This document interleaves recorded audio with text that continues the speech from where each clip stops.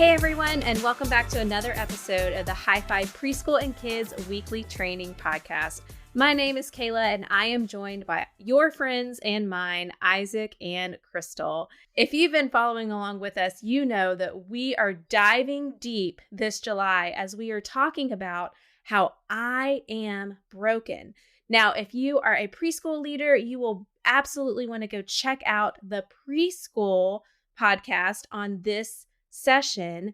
We are breaking these up just for the month of July because we're talking about, in kids ministry, we're talking about Psalms, and in preschool, we're talking about some more foundational Bible stories. So feel free to go check out preschool if that is where your ministry lies. But if you are teaching kids this week, then you are in the right place. So this month, we are diving deep and we're talking about feelings, right? These things that we feel because we are broken people, because we live in a broken world. And what do we do with those feelings? And how does God care when we feel sad and lonely and angry is what we're going to be talking about today. But before we get there, I want to join in with my friends, Isaac and Crystal. And Isaac, I would love to hear about competition, because you, sir, are one of the most competitive people I know, which is so fun.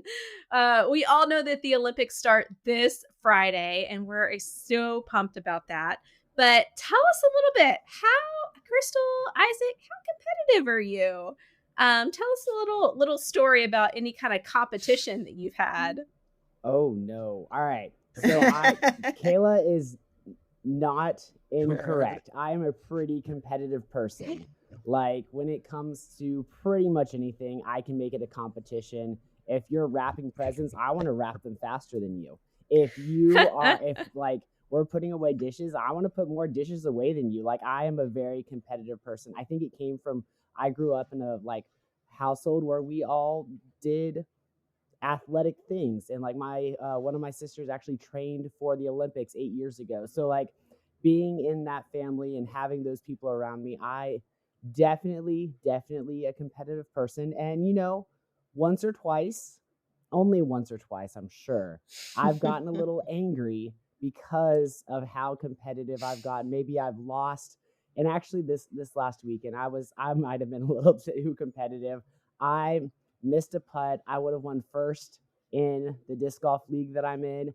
I would have taken home the big, great trophy, and I missed a putt. And you know what? I was a little bit quiet the next 3 holes, and someone actually came up to me and they're like, Isaac, I think this is the first time I've ever seen you angry. I'm like, that's because I am angry. So it's still something that the Lord is trying to work on me in my life, and I'm really excited about this session this week. That's incredible.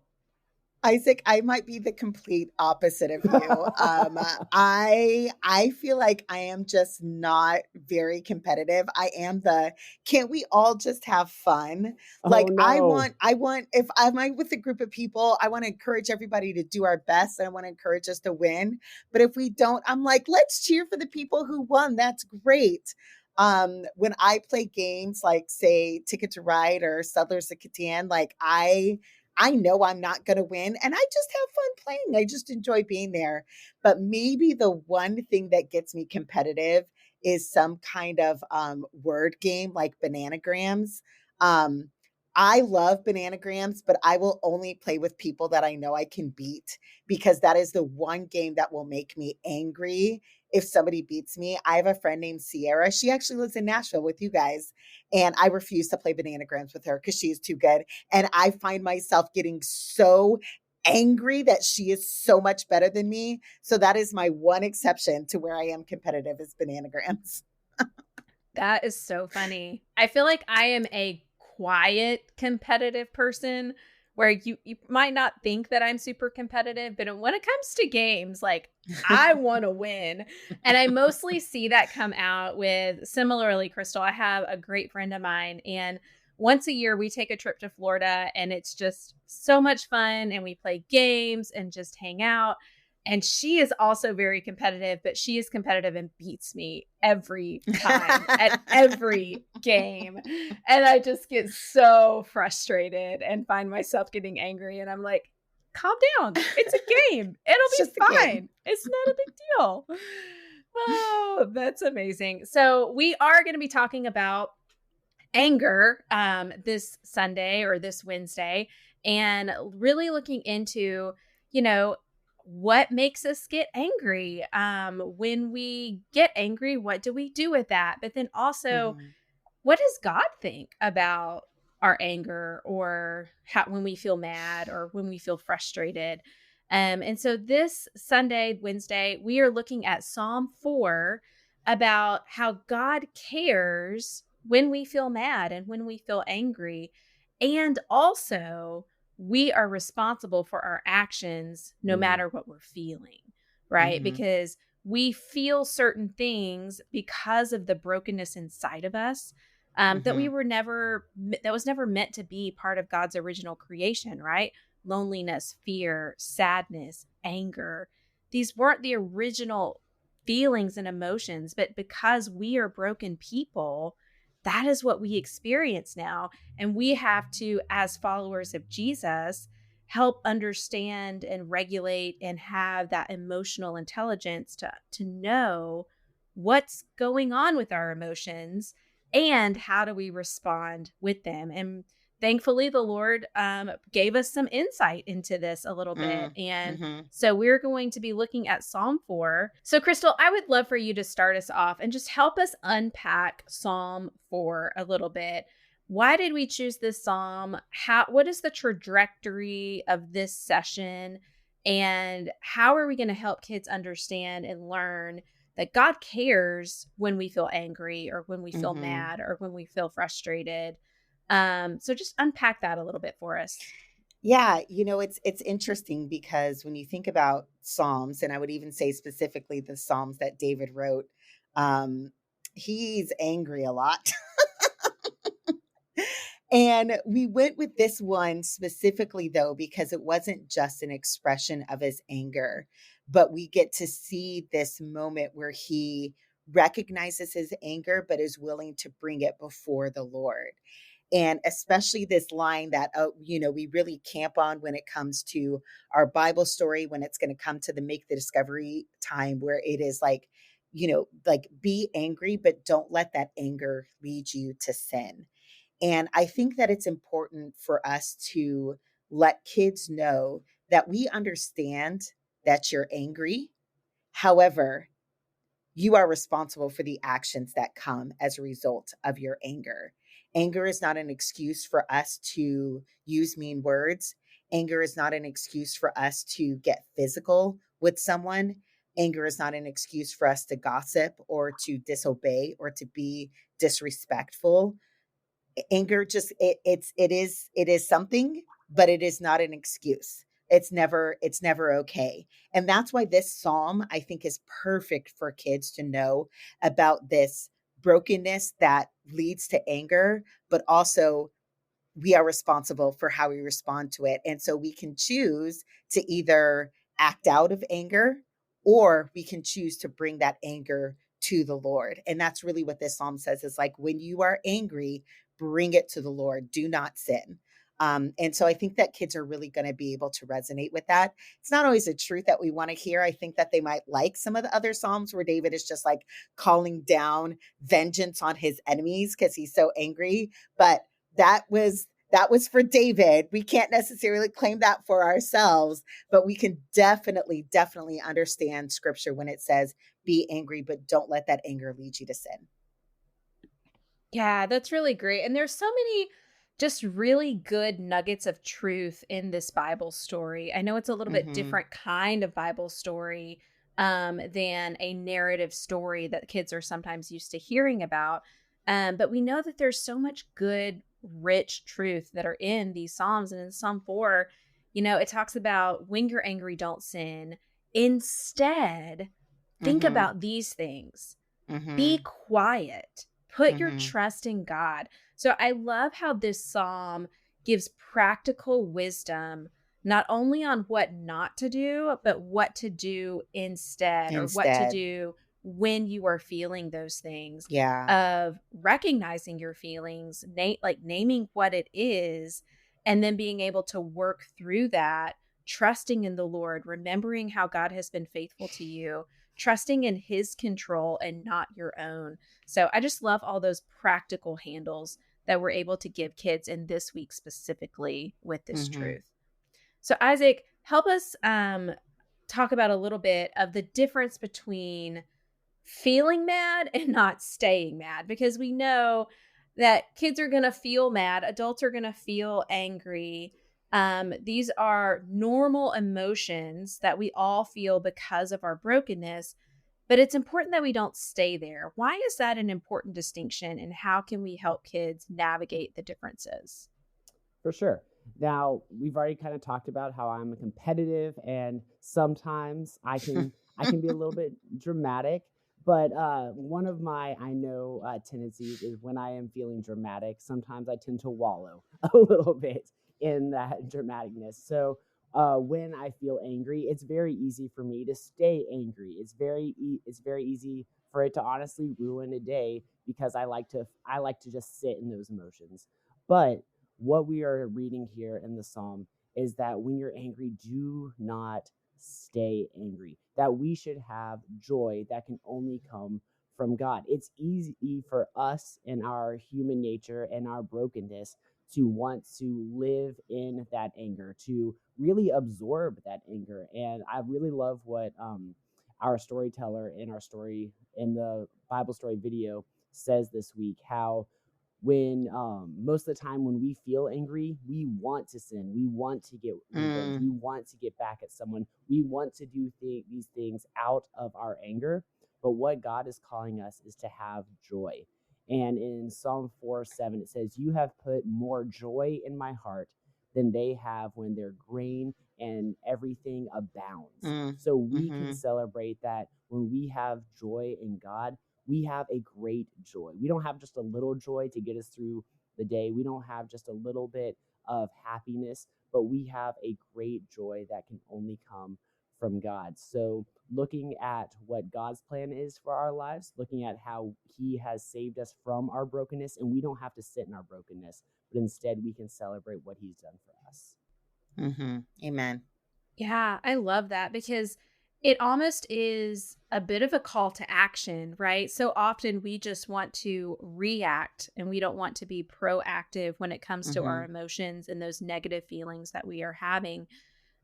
We just want to respond, or we want to wallow, or we want to just to stay in it. But what a great reminder that we are called to do something when we are feeling those negative emotions. We're not just to sit in it. We're not just to stay in it, because that is often where the enemy can do his best work and lead us towards temptation to make choices and to say or do or think things that are honoring to the Lord.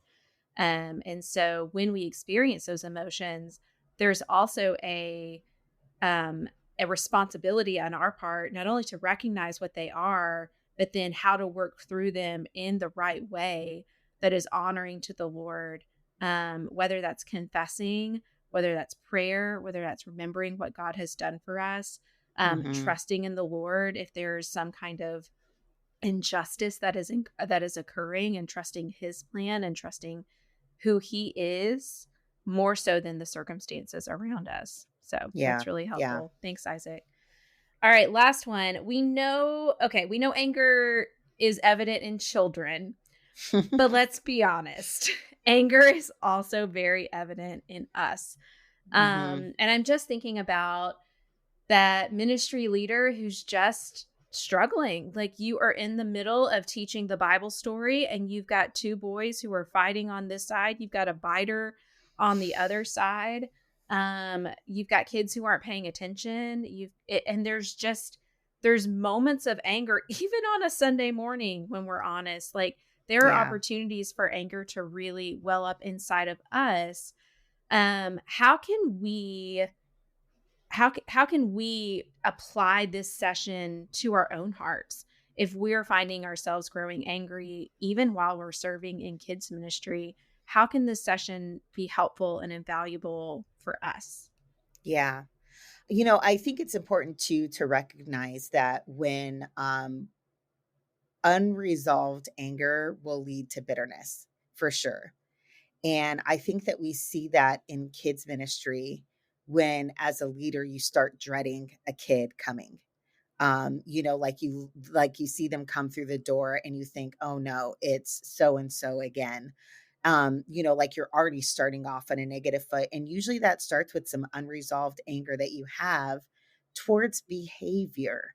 And behavior doesn't define a kid. We have to remember that these kids are individuals that are made in the image of God, and he has great and incredible plans for them, and he loves them, and he is so glad that they are at church. But they are also, 7, 8, 9, 10.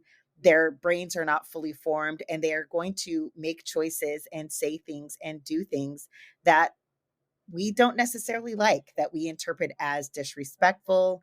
The word I always use is naughty, like, oh, that boy is so naughty, and you have those feelings, but we are the adults in the room. We are the mature Christians and Christ followers in the room. That means that in those moments, our response is we have an incredible opportunity to, when we find anger at a kid's behavior rising up, to just say, Lord, you see this in me. Help me get rid of it because I want to love this kid like you love. Maybe we need to stop and take a break. But a lot of times it really is just recognizing that we are getting angry at behavior.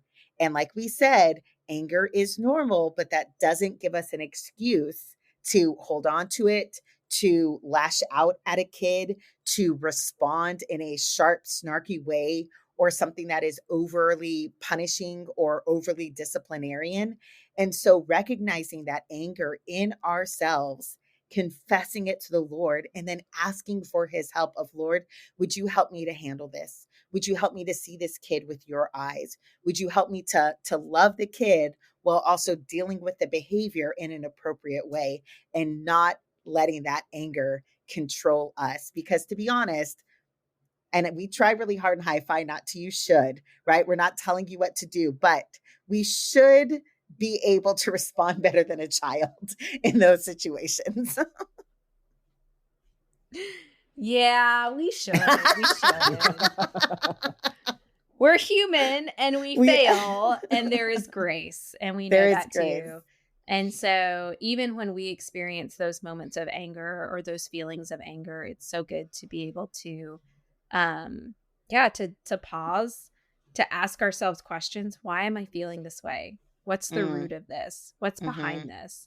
To take notice of it. I think so often when we feel angry, maybe in our just culture, we've been told, don't feel angry, don't be angry. Right. And so we tend to not feel or not, trying to suppress those emotions. And so being able to, just recognize them, call it what it is. Oftentimes when we're able to name the emotion, it loses its power over us. And we're able to then work through what it is we need to work through so that we can make decisions that really honor and glorify the Lord. Can I tell a quick story? So my son, when he was 15, was serving at our church's summer camp. And something had happened when he was out with his group, and a leader got really angry at him and yelled at him in front of his campers, in front of a bunch of people. And my son just felt awful and so embarrassed, and he was so upset the rest of the day. And the next day, this man came up to him and he said, I need to apologize to you. I was angry and I lashed out, and you did not deserve that. And I hope that you can forgive me because I am so, so sorry. And that is what my son remembers about that man. He doesn't remember his reaction in anger isn't what stands out. It was the apology after. And so I think that that's a good thing for us as leaders to remember as well, that when we are human and we do have those reactions that we recognize are not of God, it's a great practice for us to apologize to a child and say, I am sorry. I got angry and I lashed out and I should not have. Will you forgive me? And when we demonstrate that for kids, we are demonstrating exactly what we're trying to teach them here, is that when you get angry, you are responsible for your actions. So bring it to the Lord. But if you do respond in anger, apologize, try and make it better. And so I think that that's a really good lesson that we leaders can take. Absolutely. Thanks for sharing that, Crystal. Well, leaders, we hope that this is a encouraging session for you. We know that probably this month is a little bit different than what you have experienced in Hyfi in the past. It's a little heavier, and we know that. But if you're going to talk about a truth like I am broken, it's going to be a little heavy. And so we really hope that this session and really this month has been really encouraging to open up the doorways for some good conversation about what it looks like to be people who are broken, to be people who need forgiveness and who ask for forgiveness, to be people who recognize those hurt emotions, but also remember that God is with us and he cares about us in the midst of those hurt emotions, that he's still with us, that he hasn't left us, and that he is sovereign and in control of everything. So we pray that this would be an incredibly helpful and encouraging session for you and for your kids. Next week, we are jumping into a brand new truth, which we are really excited about. We are going to be talking about how I am designed for a purpose. And we are looking with the fun theme of let's go. We know that the Olympics is here. It's right around the corner. And so we are going to lean into that a little bit and have a lot of fun talking about how we're designed for a purpose and what is it that we can do because we are designed for a purpose by God, how we can follow God, how we can speak up for Jesus, how we can love others, and how we can grow in our faith. So you are not going to want to miss next week's episode as we jump into a brand new truth, a brand new thing, a theme. It is going to be so fun. So leaders, we are so thankful for you, and we are grateful for your ministry as you lead kids and families this week and every week. And until next time, we are praying for you, and we are so encouraged by you and the work that you are doing. We'll talk to you soon.